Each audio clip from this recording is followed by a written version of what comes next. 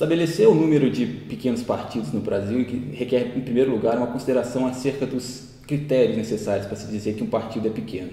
Um dos parâmetros mais utilizados é o parâmetro eleitoral. Ele define o pequeno partido como aquele partido que angaria poucos votos junto ao seu eleitorado. Então, com base nisso, estabelece-se uma votação que pode ser nominal ou percentual, e os partidos que não atingem aquela votação são então considerados como pequenos partidos.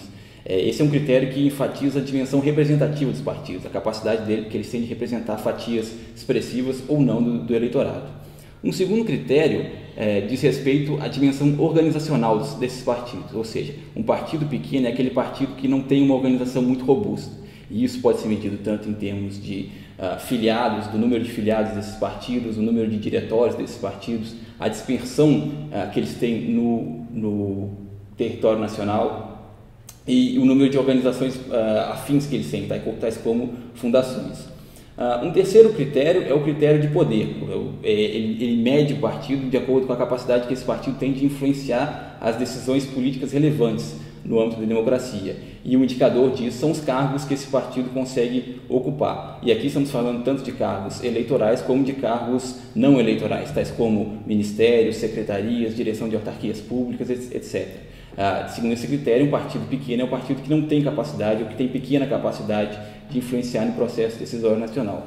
No caso brasileiro, qualquer que seja o critério adotado, você vai chegar a resultados muito semelhantes. Cerca de 2/3 dos 32 partidos atualmente registrados no TSE poderiam ser considerados como pequenos, segundo esses critérios.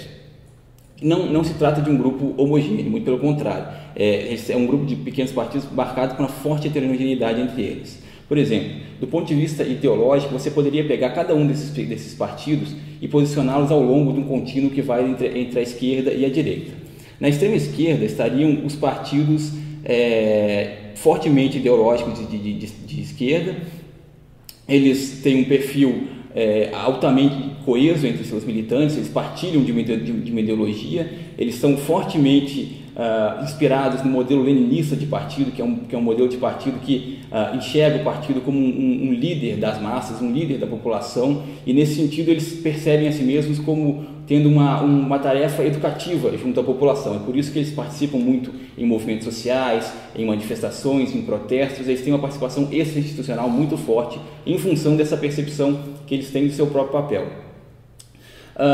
No setor de centro, os pequenos partidos são marcados por um forte personalismo. Eles não estão tão ideológicos como seus congêneres de extrema esquerda. Eles são personalistas, eles são abertos à negociação com outros partidos. O perfil de seus militantes e seus integrantes é muito heterogêneo e não é marcado por posicionamentos muito fortes.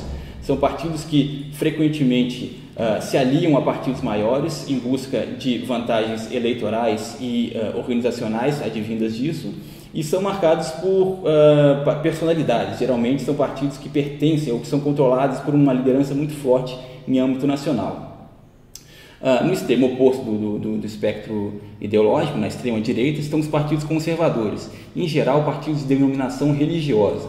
Esses partidos eles têm uma forte atuação junto às instituições democráticas brasileiras, eles conseguem eleger alguns representantes e eles promovem valores conservadores, valores tradicionais. Portanto, defendem bandeiras como a proibição das drogas, a proibição do aborto, a defesa de penas mais fortes para criminosos, a defesa de valores familiares, enfim, todo tipo de valores que são considerados tradicionais na nossa sociedade.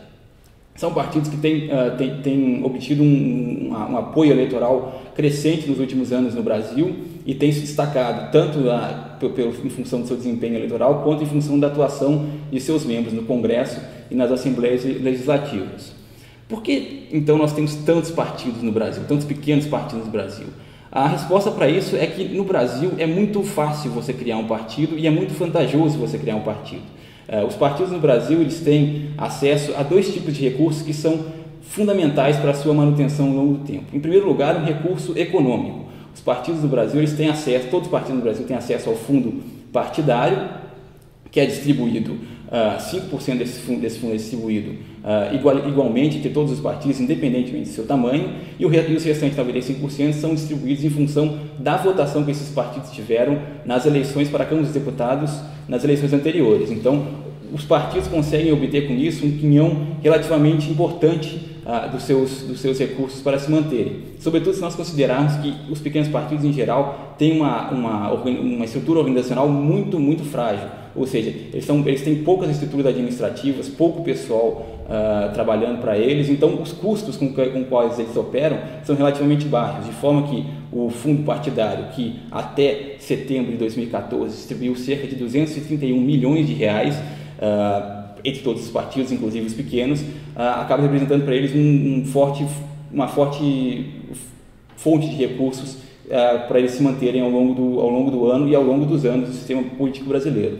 Em segundo lugar, o segundo recurso que eles utilizam, que eles detêm, é o tempo de televisão, e esse recurso é particularmente importante na negociação que eles fazem com partidos maiores nas coligações eleitorais, porque quando eles se coligam eleitoralmente com outros partidos, o tempo deles é acrescido ao tempo da coligação na televisão, então isso torna eles atores de certa relevância para os partidos pequenos, para os partidos maiores, porque eles podem assim aumentar o seu tempo de televisão, aumentar o tempo que eles têm para promover seus candidatos, sobretudo os candidatos ao executivo. Então isso explica em parte o porquê de nós termos tantos partidos políticos pequenos no Brasil e porque os partidos pequenos são um bom negócio no Brasil.